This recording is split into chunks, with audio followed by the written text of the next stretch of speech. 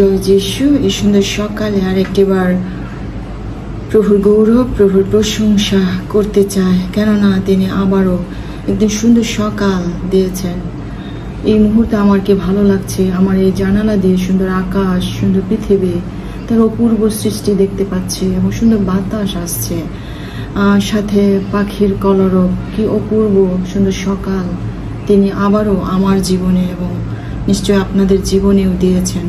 তাই আরেকটিবার কৃতজ্ঞতা স্বীকার করি তার এই দয়া, তার অযাচিত ভালোবাসার জন্য। প্রিয়জনেরা, আজকে বাইবেল থেকে আরেকটি অংশ আমি দেখতে চাই। গীতসংহিতা 3 অধ্যায় 1 থেকে 8 পদ। এখানে লেখা আছে, হে সদাপ্রভু, আমার বিপক্ষ কত বাড়ি আছে, অনেকে আমার বিরুদ্ধে উঠিতেছে, অনেকে আমার প্রাণের উদ্দেশ্যে বলিতেছে, ঈশ্বরের কাছে উহার জন্য ত্রাণ নাই। কিন্তু হে সদাপ্রভু, তুমি আমার ব্যস্তনকারী ঢাল, আমার গৌরব ও আমার মস্তক উত্তোলনকারী। আমি সৌরভী সদাপ্রভুকে ডাকি, আর তিনি আপন পবিত্র পর্বত হইতে আমাকে উত্তর দেন। আমি শয়ন করিলাম ও নিদ্রা গেলাম, আমি জাগ্রত হইলাম, কারণ সদাপ্রভু আমাকে ধারণ করেন।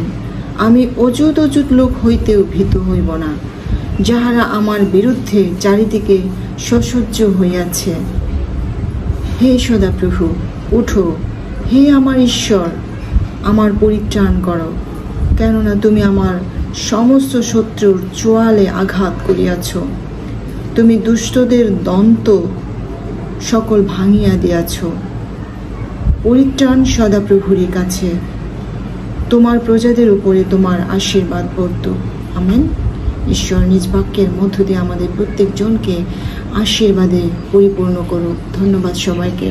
দয়া করে আপনারা প্রত্যেকে আমাদের ডিভাইন মিনিস্ট্রির জন্য প্রার্থনা করবেন, যেন এই ডিভাইন মিনিস্ট্রির মধ্য দিয়ে প্রভু আরও গৌরবান্বিত হন এবং সারা বাংলাদেশে যেন আমরা তার আলো যেন ছড়িয়ে দিতে পারি। ধন্যবাদ।